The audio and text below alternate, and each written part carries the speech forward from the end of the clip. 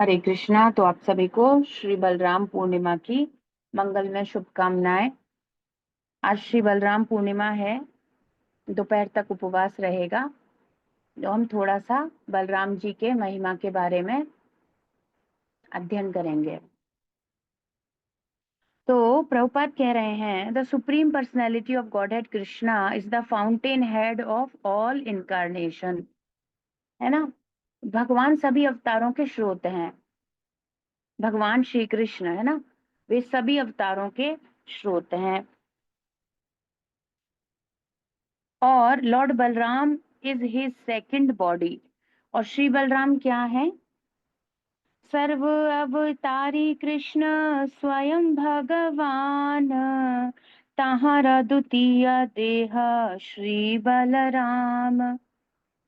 सब अवतारों के सार कौन है? परम भगवान श्री कृष्ण, पूर्ण पुरुषोत्तम भगवान श्री कृष्ण समस्त अवतारों के स्रोत हैं। और भगवान बलराम उनके द्वितीय शरीर हैं। ताहारा द्वितीय देह श्री बलराम, है ना। श्री बलराम जी श्री कृष्ण का द्वितीय शरीर है, प्रथम एक्सपेंशन है। अब कृष्ण और बलराम, भगवान श्री कृष्ण और भगवान बलराम। तो क्या कह रहे हैं? एक ही स्वरूप दोहे भिन्न मात्र काय, केवल शरीर अलग है।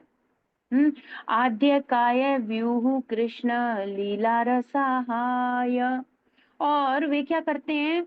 वे भगवान के प्रथम विस्तार हैं और भगवान की लीलाओं में सहायक होते हैं। तो कह रहे हैं lord Balram is is second body, they are both one and the same identity. दोनों भगवान है, एक सेव्य भगवान है ना, जिनकी सेवा की जाएगी। एक सेवक भगवान है, पर दोनों भगवान है, भाव में अंतर है। He is the first bodily expansion of Krishna and he assists in Lord Krishna's transcendental pastimes।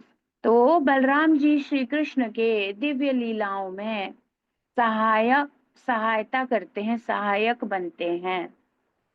वे भगवान को सेवक के भाव में सेवा करते हैं। दोनों एक ही हैं, शरीर में केवल अंतर है। भगवान कृष्ण, भगवान बलराम श्री कृष्ण के प्रथम शारीरिक विस्तार हैं और श्री कृष्ण की दिव्य लीलाओं में सहायक होते हैं।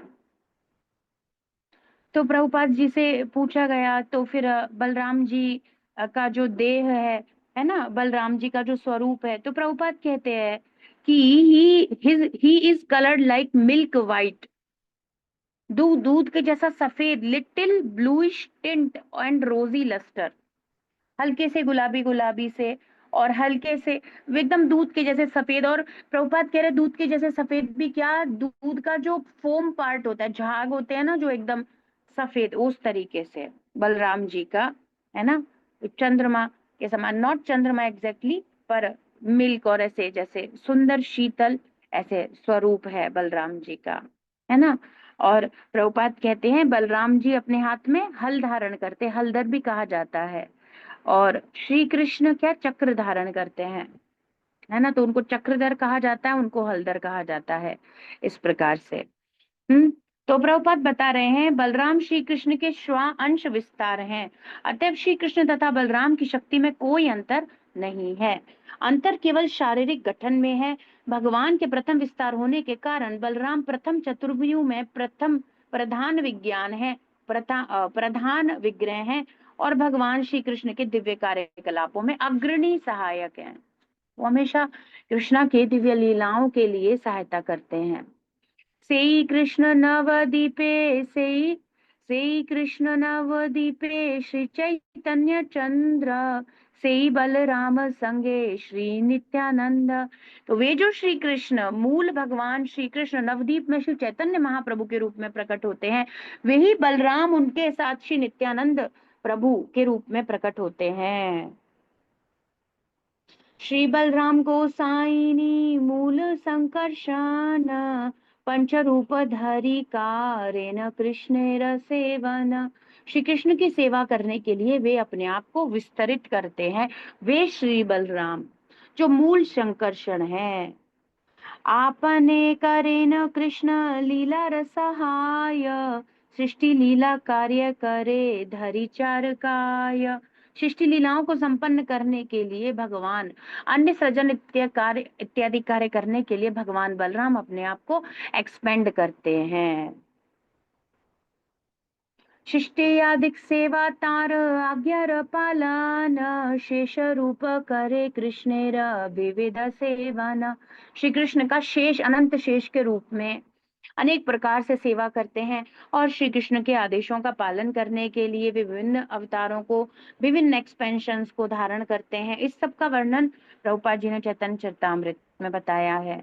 तो ये भगवान श्री बलराम, बलराम जी, जो कि आज बलराम पूर्णिमा है, पूर्ण चंद्र के समान ही वे विराजमान है और स्पॉटलेस है एकदम, और उस भौतिक चंद्र के जैसे नहीं है, है ना।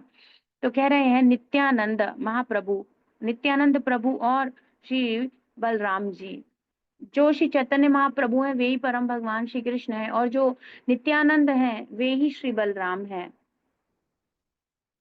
ना। और यहाँ पर वो जब भगवान ये लीला किए हैं तो श्री कृष्ण के बड़े भाई के रूप में बलदेव आते हैं, और वो ही आगे चतुर्व्यूह क्या संकर्षण, वासुदेव, प्रद्युम्न और अनिरुद्ध के रूप में एक्सपेंड करते हैं। फिर आगे सारे विष्णु अवतार इत्यादि सब होते हैं। तो श्रीमद् भागवतम में भी प्रभुपाद एक उपनिषद से श्लोक मेंशन करते हैं। प्रभुपाद कहते हैं, नायमात्मा बलहीनेन लभ्यो न च प्रमादात् तपसो व्याप्य लिंगात एतैरूपैर्यतते यस्तु विद्वांस तस्यैष आत्मा विशते ब्रह्मधाम।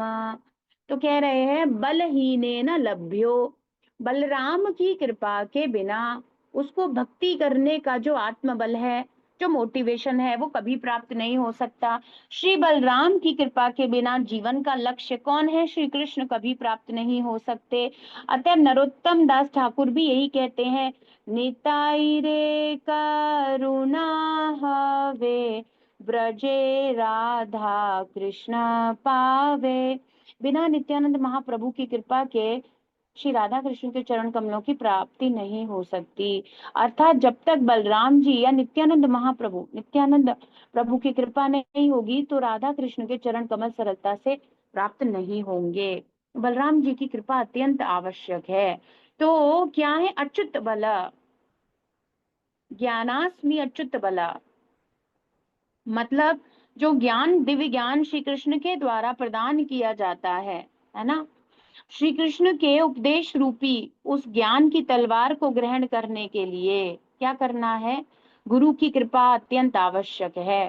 तो क्या है, जब कोई, प्रभुपाद बता रहे हैं कंक्लूड करते हुए, जब कोई गुरु और कृष्ण की कृपा करते सेवा करता है, जब कोई गुरु और कृष्ण जैसे बताए हैं उस मार्ग पे भगवान जो भगवत गीता में उपदेश दिए और श्रील प्रभुपाद जैसे हमें हमें गाइड कर रहे हैं, जैसे हमें सिखा रहे हैं, उनकी जब कोई पूर्ण प्रसन्नता से सेवा करता है, समर्पित हो जाता है, तो श्री बलराम अत्यंत प्रसन्न होकर उसे अच्युत बल देते हैं। अच्युत बल वो दिव्य बल है, श्री कृष्ण की शक्ति अच्युत बल के रूप में जो बलराम जी प्रदान करते हैं, जिसके द्वारा भक्ति में, जीवन में वो मोटिवेशन, उत्साह के साथ, उत्साह, धैर्य, निश्चयात, ये सब आता कहाँ से, जब बलराम जी नित्यानंद प्रभु कृपा करते हैं, है ना। तो प्रभुपाद कह रहे हैं बलराम नित्यानंद है ना। और बल अर्थात बलराम क्या है, कह रहे हैं कि चैतन्य महाप्रभु और श्री नित्यानंद प्रभु दोनों इतने कृपालु हैं कि इस कलयुग में कोई भी सुगमता से उनके चरण कमलों की शरण ग्रहण कर सकता है, और विशेषतर इस युग के पतित आत्माओं का उद्धार करने के लिए ही वे अवतरित होते हैं, है ना। पापी तापी यत छिले हरि नामे उद्धरिल। जो कोई भी किसी भी जगह से, किसी भी जाति, किसी भी रूप रंग समाज, कहीं से भी, इवन चांडाल कुल, कहीं से भी बिलोंग क्यों नहीं करता हो, उस पर, है ना, चैतन्य महाप्रभु और नित्यानंद प्रभु की कृपा होती है, तो उसको भक्ति करने का बल प्राप्त होता है। जब नित्यानंद प्रभु प्रसन्न होते हैं, जब बलराम जी प्रसन्न होते हैं, वे बल हैं, बल, बल भक्ति करने के लिए जो बल चाहिए वे बलराम जी हैं। तो कह रहे हैं इस तरह मनुष्य को श्री कृष्ण के ज्ञान रूपी तलवार को ग्रहण करके बलराम जी की कृपा से बलिष्ठ बनना चाहिए। तो बलिष्ठ कैसे बनना है? शरीर से नहीं, बलिष्ठ बनना है। भक्ति में अपनी निष्ठा उत्पन्न हो जाए, हमारा दृढ़ विश्वास उत्पन्न हो जाए भगवान श्री कृष्ण की भक्ति के प्रति, और इसमें स्थिर करते हैं। तो भक्ति में जो स्थिरता नहीं है, भक्ति में जो माला हो रही है नहीं हो रही, कभी नंबर फिक्स नहीं है, कभी रूटीन फिक्स नहीं है, कभी मॉर्निंग साधना हो रही है नहीं हो रही, वो सब हमारी ये स्थितियों के लिए बलराम जी एकमात्र वो अच्युत बल हैं। श्री कृष्ण का जो दिव्य बल है वे बलराम है ना। तो प्रभुपाद कह रहे हैं कि इसीलिए कृष्ण और बलराम की सेवा अत्यंत आवश्यक है। यदि प्रभुपाद कह रहे हैं से संबंध नाही यार, वृथा जन्म गेल तार, विद्या कुले की करीबे तार, विद्या कुले की करीबे तार। कितना ही ज्ञानी क्यों ना हो जाए, यदि वो बलराम जी के साथ अपना संबंध नहीं समझ पाता, वे आदि गुरु हैं, गुरु तत्व है, यदि नहीं समझ पाता, तो कितना ही वेद शास्त्र का अध्ययन कर ले, सम्मानित परिवार में जन्म ले ले, वृथा जन्म गेला तार, उसका जन्म बेकार हुआ, ये सब संपदाएं उसके काम ही नहीं आएंगी। अतः बलराम जी से प्राप्त हुए बल द्वारा कृष्ण भावना अमृत में अपने अनर्थ रूपी शत्रुओं को जीतना चाहिए। सी तो बलराम जी वे बल हैं, भगवान श्री अच्युत के बल, अच्युत बल हैं, वे दिव्य बल हैं जो भक्ति में गति प्रदान करते हैं, अनर्थ से लेकर के दृढ़ आदौ श्रद्धा। तो बेसिकली सारा मार्ग क्या है? गुरु पाद आश्रय। और जो भी गुरु हैं, है ना, जब भी गुरु हैं जिनको आध्यात्मिक गुरु कहा जाएगा, वे बलराम जी की शक्ति का प्रदर्शन है, वे बलराम जी की कृपा है, वे बलराम जी हैं गुरु तत्व। तो शिला प्रभुपाद क्या है? बलराम जी की मर्सी है, बलराम जी की कृपा है ना। वे हमें प्राप्त हुए हैं और उनकी कृपा से सारा भक्ति में कार्य संपन्न होता है। तो प्रभुपाद कह रहे हैं मनुष्य को क्या करना चाहिए? चैतन्य महाप्रभु बताते हैं कि कृष्ण भावना अमृत की परंपरा में चले आ रहे प्रामाणिक गुरु, है ना, की शरण लेनी चाहिए, और उनकी कृपा से तथा उनके उपदेशों से श्री कृष्ण के भक्ति में बल प्राप्त हो सकेगा। और इस तरह भक्ति करने से जीवन का चरम लक्ष्य श्री कृष्ण के चरण कमल प्राप्त हो जाएंगे, है ना। ये सुंदर गौड़ीय वैष्णव परंपरा हमारी, और अब हमारे गुरु, है ना, श्रील भक्ति वेदांत स्वामी श्रील प्रभुपाद, है ना। तो ये गुरु तत्व, गुरु पादाश्रय भक्ति का पहला स्टेप है। अगर ये क्लियर नहीं है, उसके आगे हमारी भक्ति में जीवन की कोई कल्पना नहीं है। क्योंकि ह्यूमन फॉर्म ऑफ लाइफ बहुत अच्छा, ये शरीर और ये व्हीकल मिला है, पर प्लवम सुकल्पम गुरु कर्णधारम, केवल गुरु ही इसके कर्णधार हैं। वो ही इस नैया, इस शरीर रूपी व्हीकल को गाइड कैसे करना है भगवत धाम जाने के लिए, वो केवल और केवल गुरु कर सकते हैं, है ना। और वो गुरु तत्व आदि गुरु हैं बलराम जी, और हमारे आध्यात्मिक गुरु उन्हीं की कृपा, उन्हीं की कृपा शक्ति होते हैं, है ना। तो कितनी ही सुंदर अवस्था, कॉम्बिनेशंस, जीवन, मनुष्य शरीर प्राप्त कर लिया, सब कुछ प्राप्त कर लिया, पर यदि गुरु कर्णधारम प्राप्त नहीं हुए, गाइडेंस नहीं मिला प्रॉपर भगवत धाम वापस जाने का, वो मार्गदर्शन नहीं मिला, तो फिर कुछ नहीं होगा। तो ये मनुष्य शरीर अत्यंत मूल्यवान नाव के समान है, पर गुरु इसके कैप्टन है, और जिसको ये क्लियर नहीं है या ये प्राप्त नहीं है, वो इस अज्ञान के सागर को क्रॉस नहीं कर सकता, कभी भी क्रॉस नहीं कर पाएगा, है ना। तो बलराम पूर्णिमा है, बलराम जी की प्रसन्नता के लिए विभिन्न प्रकार से हम सेवाएं समर्पित कर सकते हैं। पूरा दिन उपवास रखें।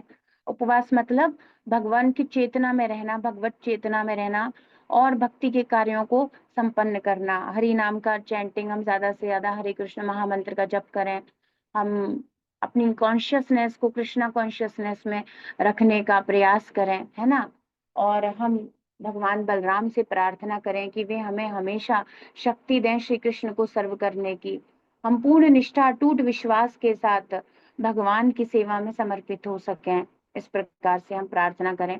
और आप माताएं यदि चाहें तो वे बलराम जी के लिए जो सुंदर भोग वगैरह बना करके भगवान की प्रसन्नता के लिए, तो जो भी हमारे पास है, अगर हमारे पास कोई पाक कला बहुत अच्छी है, जो भी हमारे पास है उसे कृष्ण की सेवा में लगाना, है ना। अब हमें ज्यादा कुछ नहीं पता तो हम हरे कृष्णा चैंटिंग अपनी माला आज ज्यादा कर सकते हैं, है ना। भगवान के सुंदर अर्च विग्रहों का श्रृंगार करना, सेवा करना, किसी ना किसी तरीके से अपने आप को कृष्ण भावना भावित कार्यों में कनेक्ट रखना, ऐसा प्रयास हमें करना चाहिए।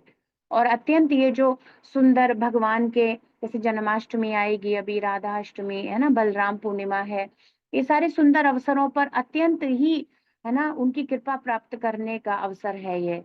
उनकी कृपा आसानी से प्राप्त की जा सकती है, इसके लिए हमें पूर्ण रूप से प्रयासरत रहना चाहिए। आज हम अपना अध्याय पूर्ण करेंगे, थर्ड कैंटो का तीसरा अध्याय, वृंदावन से बाहर भगवान की लीलाएं, है ना, उस अध्याय को कंप्लीट करेंगे। आखिरी श्लोक, श्लोक संख्या 28 बचा हुआ है।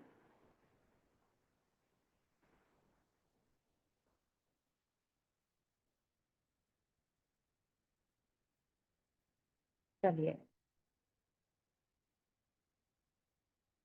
ग्रंथराज श्रीमद् भागवतम की जय, विश्व गुरु शिल प्रभुपाद की जय, श्री श्री राधा वृंदावन चंद्र भगवान की जय।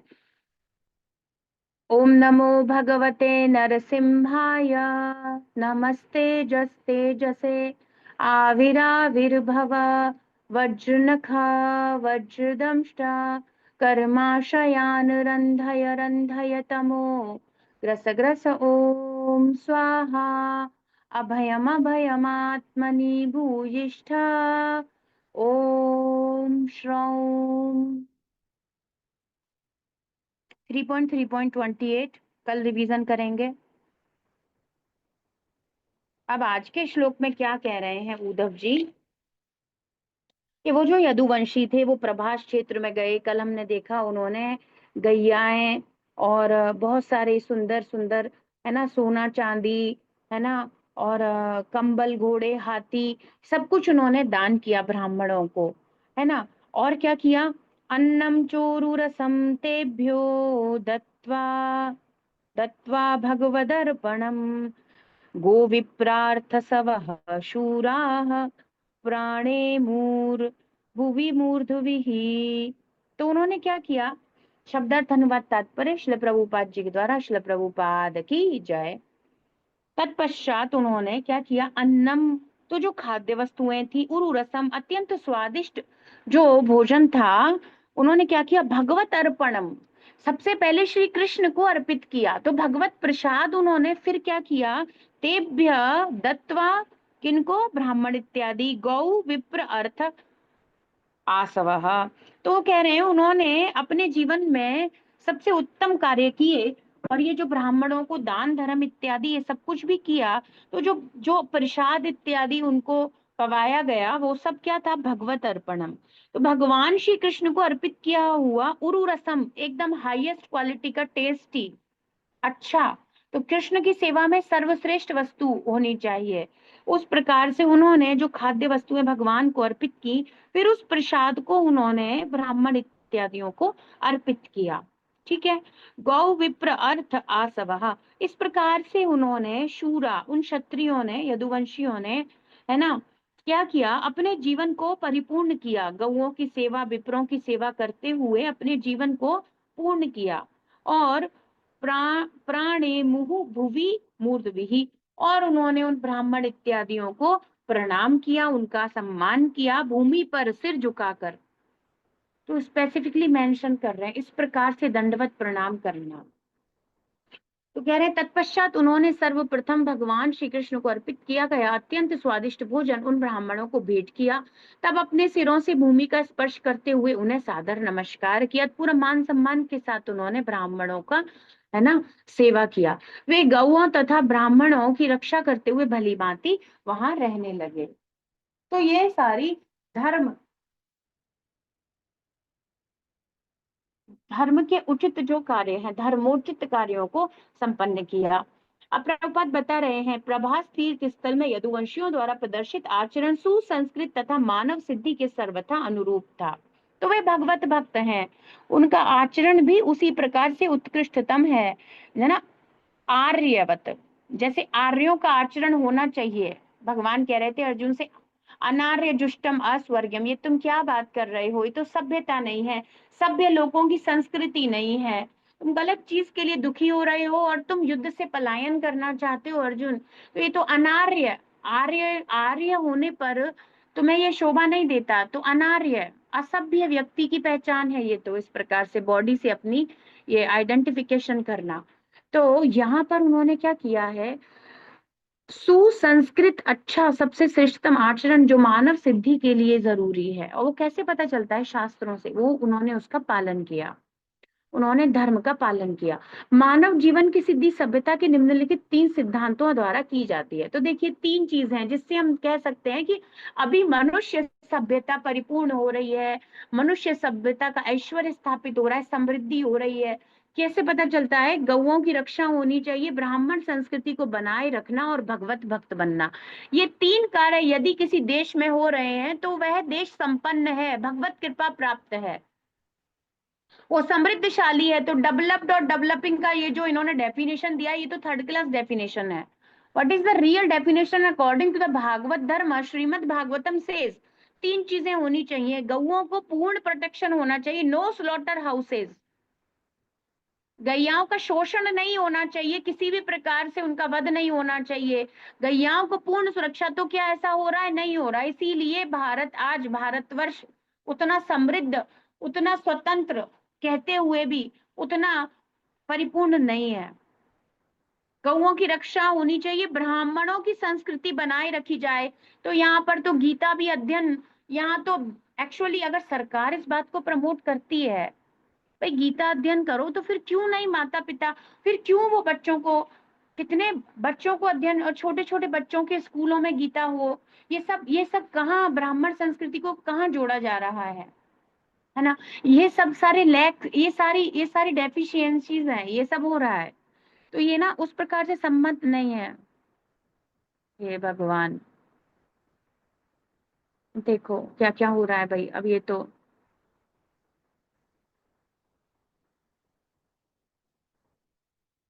हाँ ऐसे ही है। तो एक्चुअली ना वो जो टेम्परेरी शिक्षा है, वो जो मैटेरियल शिक्षा है, उसी के प्रति उनका सारा रुझान रहता है।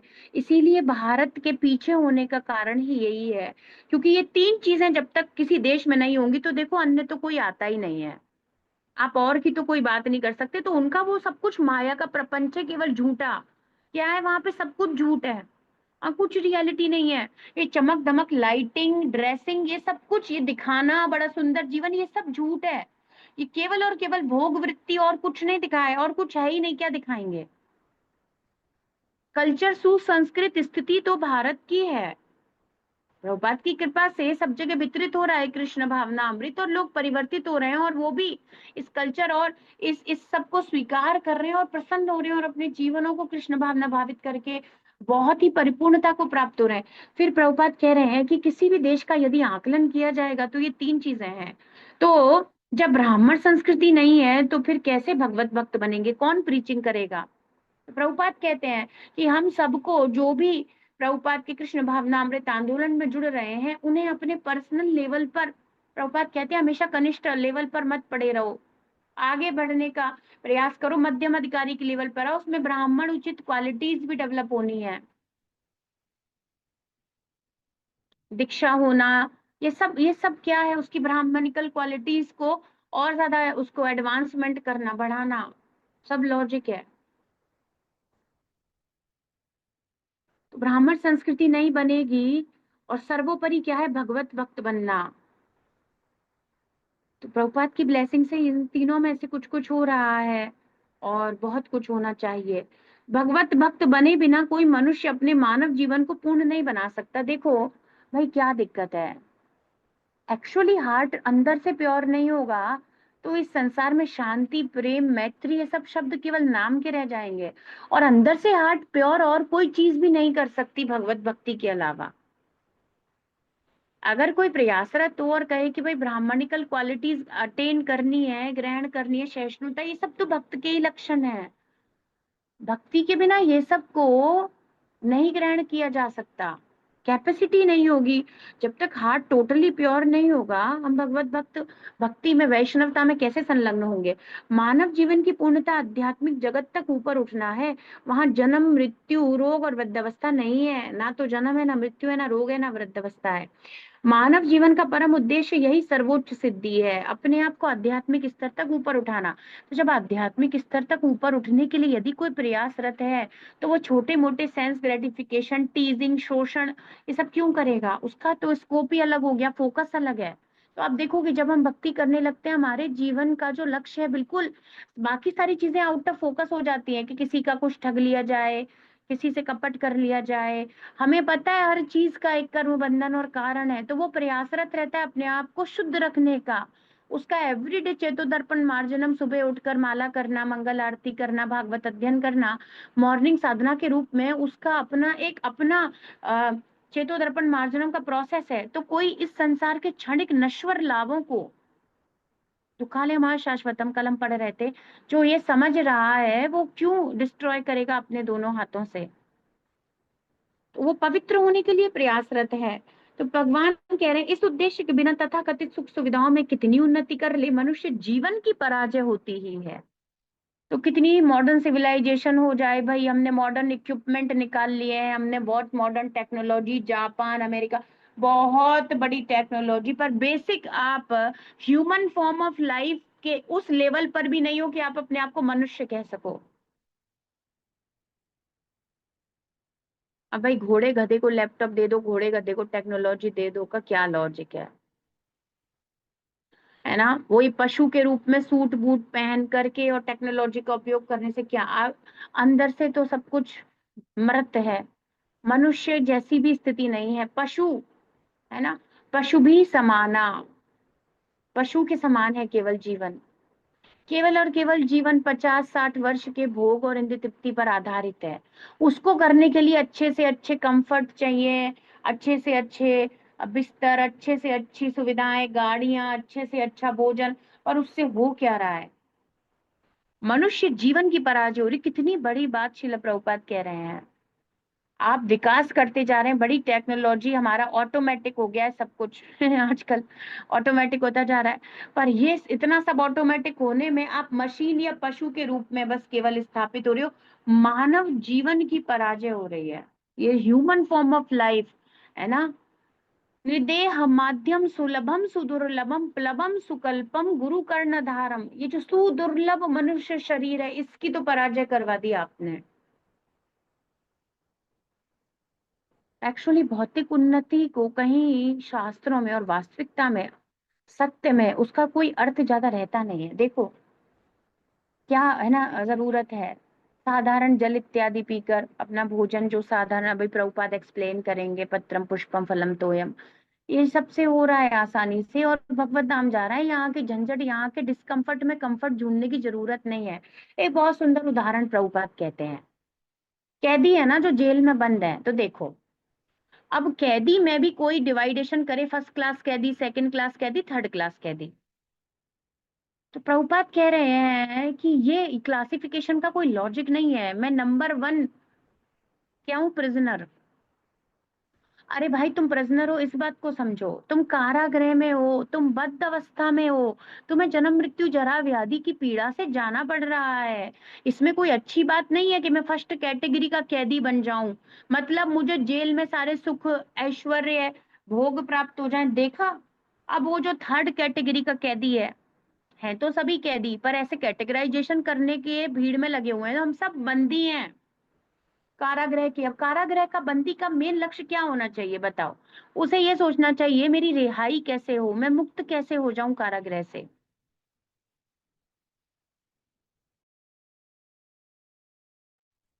कारागृह के बंदी को वहां सुख सुविधा जुटाकर नंबर 1 कैदी बनने की जरूरत नहीं है।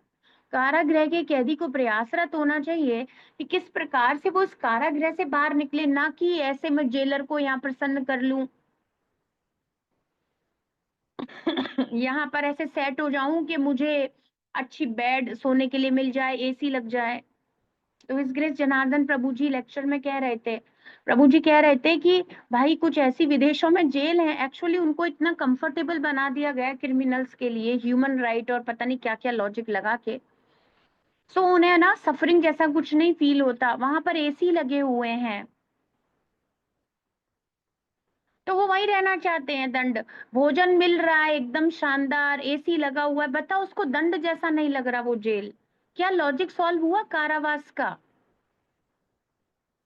दुखालयम अशाश्वतम फील नहीं होगा, क्यों वो जेल से बाहर निकलना चाहेगा? Even they want to be inside the jail. और ये सब माया के द्वारा एक भ्रम क्रिएट किया जाता है। तो ऐसी दयनीय अवस्था है, जेल को भी इतना बड़ा चढ़ा करके यहाँ पर अचीव कर लो, झंडे गाड़ दो, एवरेस्ट पे चढ़ जाओ। अरे सब कैदी ही हैं, नंबर 1 कैदी, नंबर 3 कैदी बनने की जरूरत नहीं है। कैदी का मेन लक्ष्य होना चाहिए, अगर उसको थोड़ी बुद्धि आ जाती है कि मैं इस कैद से बाहर निकलूं, कैदी ना रहूं, बद्धजीव ना रहूं, मुक्त हो जाऊं, तो यहाँ नंबर 1 कैदी बनने की होड़ में नहीं जाना है, डेवलप्ड कंट्रीज ये चक्करों में नहीं पड़ना है। मनुष्य जीवन की पराजय हो रही है भाई, ये समझना है। ब्राह्मण तथा वैष्णव जन ऐसी कोई खाद्य वस्तु स्वीकार नहीं करते जो पहले से श्री कृष्ण को, भगवान को अर्पित ना की जा चुकी हो। भगवान को अर्पित भोज्य पदार्थ या वस्तु भक्तों द्वारा भगवत कृपा के रूप में स्वीकार की जाती है, श्री कृष्ण का उच्चिष्ट ग्रहण किया जाता है भक्तों के द्वारा। आखिर भगवान ही सब प्रकार के भोज्य पदार्थ मनुष्य तथा पशुओं को प्रदान करते हैं, सारे सब चीजों के स्रोत भी श्री कृष्ण है। तो सीधी सी बात है, 3.13, भुंजते ते त्वघम पापम ये पचन्ते आत्म कारणात्। अगर आप ऐसे करते हो तो आप चोर हो। भाई किसी की संपत्ति है, उसे बिना बताए बिना पूछे आप ले रहे हो, तो ये तो चोरी कहा जाएगा। तो सब कुछ श्री कृष्ण का है, चाहे कोई खाद्य पदार्थ है, कोई भी वस्तु प्राप्त हो रही है।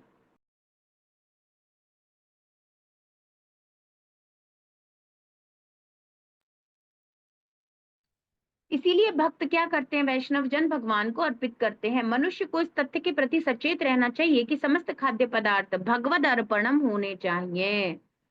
अन्न, शाक, दूध, जल इत्यादि जो जीवन की मुख्य आवश्यकताएं हैं, श्री कृष्ण द्वारा मनुष्य को प्रदान की जाती है। उन्हें ना तो किसी विज्ञानी द्वारा या भौतिकतावादी द्वारा मानव प्रयास से स्थापित की गई प्रयोगशाला या फैक्ट्री में तैयार किया जाता है। नो, प्रोसेस करते हैं वो केवल, और वो भी गड़बड़ ही करते हैं केमिकल के थ्रू। दे प्रोसेस ओनली। इसीलिए आजकल चल गया है cold pressed oil, organic vegetables, ये सब क्या है, तुम्हारे प्रोसेस और केमिकल से नहीं जाना चाहते, ओरिजिनल फॉर्म में जो प्राप्त है कृष्णा के द्वारा, वो ही मोस्ट सूटेबल है। आ तो लोग बैक टू उसी पे रहे, स्क्वायर वन, उसी पे वापस आ रहे हैं जो भगवान के द्वारा दिया गया नेचुरल, तो फिर लिख रहे हैं विदाउट फर्टिलाइजर्स, ये ऑर्गेनिक है, फ्रूट ये ऑर्गेनिक है, ऐसे चल रहा है सब कुछ। तो मनुष्य जो भी प्रोसेसिंग कर रहा था वो केमिकल के थ्रू हो रही थी और उसको दूषित ही कर रहा था। तो कोई भी प्रयोगशाला या फैक्ट्री में आप इस प्रकार से नहीं कर सकते, उसके लिए सूर्य चाहिए, चंद्रमा चाहिए, वो सब कुछ चाहिए। कोई कहेगा हम लैब में, तो लैब में भी जो सामग्री प्रोवाइड हो रही है वो कृष्णा के द्वारा हो रही है, और अल्टीमेटली आपको बीज चाहिए, अहम बीज प्रदा पिता, वो कृष्ण है। तो मानव प्रयास या फैक्ट्री या प्रयोगशाला से कोई जीवन के अर्थ सॉल्व नहीं हो रहे। अगर आप देखो बेसिक रिक्वायरमेंट क्या है, जल, दूध, शाक, सब्जी, अन्न इत्यादि, ये है तो जी लेगा ना वो। अगर गाड़ी नहीं है तो चलेगा? एक बार बताओ क्या ज्यादा जरूरी है? गाड़ी नहीं है तो चल लेगा, वो 2 पैरों से चल लेगा, मैनेज हो जाएगी चीज। पर अगर पानी नहीं है तो मैनेज होगा क्या? नहीं। अगर हवा सांस लेने के लिए नहीं है तो नहीं होगा, मर गए कोविड में जब सांस नहीं आई तो, प्राण छूट गए भाई। ऐसे ही तो हो रहा है। तो एक्चुअली जो जीने के लिए बेसिक रिक्वायरमेंट है, वो सब, बाकी तो चीजें फिर हमने अपने फालतू के मॉडर्न, और इस चीज में ऐसा वाला ही रेफ्रिजरेटर चाहिए, ऐसा वाला ही एसी चाहिए, ऐसा मार्बल लगाएंगे, ये तो हमने एक्स्ट्रा हिरण्यकश्यपु मेंटेलिटीज कर ली हैं। ये हमारे सांस लेने, अस्तित्व को, शरीर को धारण करने के लिए आवश्यक नहीं है। तो प्रभुपाद कह रहे हैं इसीलिए जो बुद्धिमान कैटेगरी के लोग हैं वो ब्राह्मण कहलाते हैं, जिन्होंने परम ब्रह्म के परम साकार रूप में उनका साक्षात्कार किया है ना? तो कौन है वे? वैष्णव हैं। तो प्रभुपाद कह रहे हैं कि जो बुद्धिमान कैटेगरी के लोग हैं वे ब्राह्मण कहलाते हैं, और जिन्होंने भगवान का साक्षात्कार किया है वे वैष्णव कहलाते हैं। तो अभी तो हमें कहाँ आना है, ब्राह्मण कैटेगरी में आना है। है ना, उस स्थिति बुद्धिमान होकर जीवन में भक्ति मार्ग में चलने को और दृढ़ता पूर्वक स्थित होने को स्वीकार करना है। फिर जब भगवत साक्षात्कार होगा तब हम वैष्णव स्थिति में जाएंगे। किंतु दोनों ही यज्ञ के उच्चिष्ट को भोज्य पदार्थ के रूप में ग्रहण करते हैं। तो एक परिपक्व योगारूढ़ है ना, योग में आरूढ़ सिद्धि प्राप्त कर चुके हैं वैष्णव, जिनको भगवान के आत्म साक्षात्कार अपना समझ में आ गया है, वो उस प्रकार से हैं, भगवान का साक्षात्कार प्राप्त कर चुके हैं, है ना। प्रभुपाद कह रहे हैं लेकिन कोई भी स्थिति हो, हमेशा वे यज्ञ में अर्पित किया हुआ भोजन, यज्ञ शिष्टा सिनः संतो मुच्यन्ते सर्व किल विषयी पुंजते ते त्वगम पापम ये पचन्ते आत्म कारणात्, कोई ग्रहण करते हैं।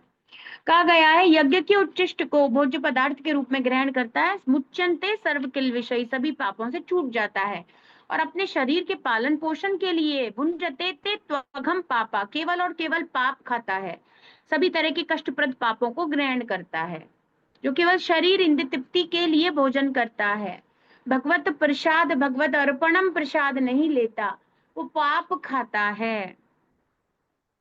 प्रवासतीत स्थान में प्रामाणिक ब्राह्मणों को भेंट देने के लिए यदुओं ने जो भोज्य पदार्थ तैयार कराए थे वे सभी भगवान विष्णु को अर्पित किए गए थे। यदुओं ने अपने सिरों से भूमि का स्पर्श करते हुए सादर नमस्कार किया है। वैदिक संस्कृति में चाहे यदुगण हो या अन्य कोई प्रबुद्ध परिवार, उन्हें विभिन्न वर्णों के मध्य सेवा के पूर्ण सहयोग द्वारा मानव सिद्धि प्राप्ति के लिए प्रशिक्षण दिया जाता है। मानव जीवन को सफल करो, गौ ब्राह्मण भगवत भक्तों की सेवा करो, ये मानव जीवन की सिद्धि है। वैदिक संस्कृति में इसी प्रकार से, तो आजकल तो बच्चों को कुछ नहीं सिखाया जाता, तो वैदिक संस्कृति को राक्षसों ने हर लिया है। तथा कथित पढ़े लिखे और दिखने वाले सभ्य कोट पैंट पहनने वाले राक्षस हैं वो, उन राक्षसों ने स्लॉटर हाउसेस के रूप में मानव सभ्यता और जो संस्कृति है, तो बच्चे कहाँ जानते हैं प्रणाम करना, बच्चे कहाँ जानते हैं कि पैर छूकर प्रणाम करना चाहिए, तो विलुप्त हो गया है। हाय हेलो चलता है भाई, बहुत ही गड़बड़ है एक्चुअली। फिर कृष्णा कॉन्शियसनेस जो सभ्यता, यहाँ जो कृष्ण भावना अमृत है, तो उसमें फिर बच्चों को सिखाया जा रहा है हाथ जोड़कर बेटा हरे कृष्णा बोलो, अपने से बड़ों को हाथ जोड़कर हरे कृष्णा दंडवत प्रणाम कहना चाहिए, करना चाहिए, तो फिर ऐसे सिखाया जा रहा है। तो कृष्ण भावना अमृत आंदोलन क्या कर रहा है, मानव सिद्धि प्राप्ति के लिए संघर्षरत है। देखा जाए तो वास्तविकता में मानव जीवन के मूल्य जो धूमिल हो गए हैं। और अब देखो सब वृद्धावस्था में कितने ज्यादा ओल्ड एज होम, अनाथ आश्रम, ये सब क्यों, क्योंकि मानव लेवल पर भी ह्यूमन एक्ट नहीं कर रहा, मानव लेवल पर भी वो एक्ट नहीं कर रहा, जो ह्यूमन नेचर है वो भी एक्ट नहीं कर रहा, टोटल पशु।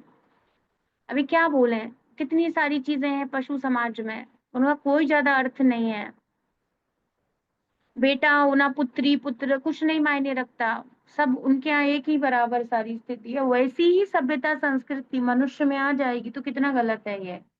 बंदर कुत्ते इत्यादि नहीं जानते, कुछ नहीं जानते, कुछ नहीं, आदर सम्मान कुछ नहीं होता, कुछ नहीं होता है, भाई बहन माता पिता जैसा कोई संबंध नहीं होता है। पशु है वो नहीं जानते कुछ भी भोग के अलावा। और अगर मनुष्य भी जीवन ऐसा हो जाएगा तो बड़ा विकट हो रहा है ये। और हम सब की प्राथमिक जिम्मेदारी है कि हम कृष्ण भक्ति करें, गीता अध्ययन करें, शास्त्रों का अध्ययन करें, पढ़ें समझें सीखें, जीवन में उतारें, और आने वाले युग में और आने वाले ये जो आगे कृष्णा कॉन्शियस चिल्ड्रन, ऐसे बच्चों को हम तैयार करें, है ना। मनुष्य संततियां जो आगे आने वाली हैं वो सब भगवत भक्त हों, पूर्ण अपने शुद्ध आचरण में स्थित हो। तो कृष्णा कॉन्शियसनेस सोशल एक्टिविटी बहुत बड़े लेवल पर है। उपाध्याय कह रहे हैं ह्यूमैनिटेरियन कार्य तो बहुत बड़े लेवल पर किया जा रहा है, ह्यूमन को ऐसे साफ किया जा रहा है कि अब वो कभी कोई गंदा कार्य करना ही नहीं चाहेगा। वो 100 बार कान पकड़ेगा, सोचेगा, वो जानेगा श्री कृष्ण मुझसे अप्रसन्न हो जाएंगे, मैं कोई गंदा कार्य ना करूं। उरु रसम शब्द यहाँ पर महत्वपूर्ण है। अन्न शाक दूध को मिलाकर सैकड़ों प्रकार के स्वादिष्ट व्यंजन, तो 56 वैरायटी तो जर्नल हो गया आजकल तो। बहुत पता नहीं कितनी प्रकार की सुंदर सुंदर मिठाइयाँ, सुंदर सुंदर चीजें भगवत सेवा में समर्पित की जा सकती हैं, है ना। किन्हीं के द्वारा ये दूध, है ना, अन्न शाक, बस इन्हीं के कॉम्बिनेशन से बहुत कुछ प्रिपेयर किया जा सकता है ना। स्वादिष्ट व्यंजन तैयार किए जा सकते हैं। ऐसा समस्त व्यंजन सात्विक होते हैं, अतएव इन्हें भगवान को अर्पित किया जाएगा, जैसे भगवान ने कहा है मुझे अर्पित करो, है ना। कि भगवान ने 3.13 वही यज्ञ शिष्टा में कहा गया है, भगवान केवल फूल फल पत्ती तरल पदार्थ से तैयार भोज्य पदार्थ को ही स्वीकार करते हैं। तो पत्रम पुष्पम फलम तो ये हमको कोट कर रहे हैं, बशर्ते पूर्ण भक्ति यो में भक्तिया प्रेक्षति। पत्रम पुष्पम फलम तोयम करना है, but with loving devotional service. भक्ति ही भगवान को प्रामाणिक भेंट की एकमात्र कसौटी है। तो आज सुंदर बलराम पूर्णिमा के दिन हम लोग बलराम जी की प्रसन्नता के लिए सुंदर सुंदर व्यंजन तैयार कर सकते हैं, है ना। और भक्ति से उनको अर्पित करते हैं। तो भगवान कह रहे हैं कि भगवान की भक्ति प्रामाणिक भेंट यही एकमात्र कसौटी है, यही है। भक्ति से ही समर्पित किया जाएगा या भक्ति से ही श्री कृष्ण स्वीकार करेंगे। भगवान आश्वासन देते हैं कि भक्तों द्वारा अर्पित ऐसे भोज्य पदार्थ को वे अवश्य ग्रहण करते हैं। इस तरह सभी दृष्टियों से निर्णय करने पर यदुगण पूर्ण रूप से प्रशिक्षित सभ्य पुरुष थे, और ब्राह्मण मुनियों द्वारा उनका शापित होना एकमात्र क्या है, श्री कृष्ण की इच्छा के फलस्वरूप है।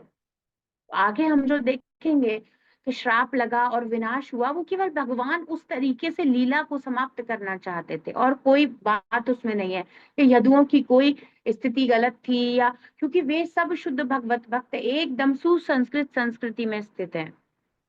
तो यह समूची घटना समस्त संबद्ध लोगों के लिए चेतावनी है कि ब्राह्मणों तथा वैष्णवों के साथ किसी को भी अनुचित व्यवहार नहीं करना चाहिए। तो कृष्ण भावना अमृत के प्रीचिंग में, कृष्ण भावना अमृत में जो भी भक्त कार्य कर रहे हैं, उस प्रकार से विरोध अवरोध नहीं करना चाहिए, भगवत कार्य संपन्न होने देना चाहिए। स्कूलों में भगवत गीता अध्ययन, है ना, बच्चों को गुरुकुल संस्कृति, ये सब स्वीकार ओपन हार्ट से करना चाहिए।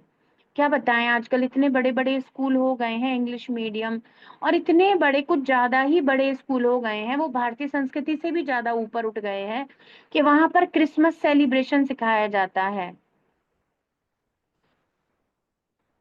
मैंने तो देखा, एक मेरी नेबर माता जी को, यही वृंदावन की बात कर रही हूँ, है ना, तो वो क्रिसमस के लिए ड्रेस सेंटा क्लॉज की बनवाने के लिए घूम रही है। अब भैया अगले दिन क्रिसमस है, और स्कूल से आदेश मिला है रेड एंड व्हाइट चलेगा सेंटा क्लॉज के कपड़े। वो बेचारी माता जी रात को 10 बजे और ना व्हाइट कलर का पैंट ढूंढ रही है अपने बेटे के लिए। मुझे इतना शांति इस बात से प्राप्त हुआ कि चॉइस बहुत अच्छी है हरिचरण को स्पिरिचुअल स्कूल में एडमिशन दिलाना, है ना। चॉइस बहुत अच्छी है ना। एक भगवत उन्मुख जहां पर शिक्षा दी जाती है, वो अवसर प्राप्त हुआ, है ना। ये अवसर प्राप्त हुआ भगवान के भक्तों की कृपा के द्वारा, स्पिरिचुअल। तो वो क्या सेलिब्रेट करते हैं, कल उन्होंने बलराम पूर्णिमा सेलिब्रेट करी, है ना। और वो जन्माष्टमी राधा अष्टमी, तो अपने आप उन्हें सारी चीजों के सारे वैष्णव त्योहार इत्यादि सब पता है, उसी को सेलिब्रेट करते हैं। तो बचपन से ही कोई और कंफ्यूजन वगैरह है नहीं, कोई और। हम अब आज हम क्या करेंगे, बलराम पूर्णिमा सेलिब्रेट करेंगे, है ना।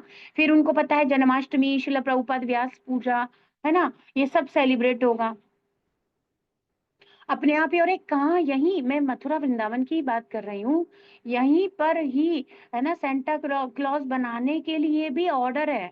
और यहाँ पर ना कि तुम्हें व्हाइट और वो पहनकर ही आना है, सेंटा क्लॉज बनना है। क्या सुपरफिशियल स्थिति हो गई है। वो जो मथुरा वृंदावन लोग आते हैं, जन्माष्टमी सारा संसार सेलिब्रेट करता है, वो सब चीजों के बारे में यहाँ के स्कूलों में ही उस तरीके से नहीं बताया जा रहा। बताइए, ऐसा प्रभाव है कलयुग का, ऐसा प्रभाव है पाश्चात्य चीजों का, जबकि लोग यहाँ वहां से छोड़कर यहाँ आकर वैष्णव बनकर गौ सेवा कर रहे हैं। भगवत सेवा कर रहे हैं, भक्ति का प्रचार कर रहे हैं, भक्ति कर रहे हैं, उत्तम गृहस्थ जीवन कृष्ण भावना भावित प्रदर्शित कर रहे हैं, फिर भी पता नहीं यहीं के लोग और बहुत कुछ अलग अलग कर रहे हैं।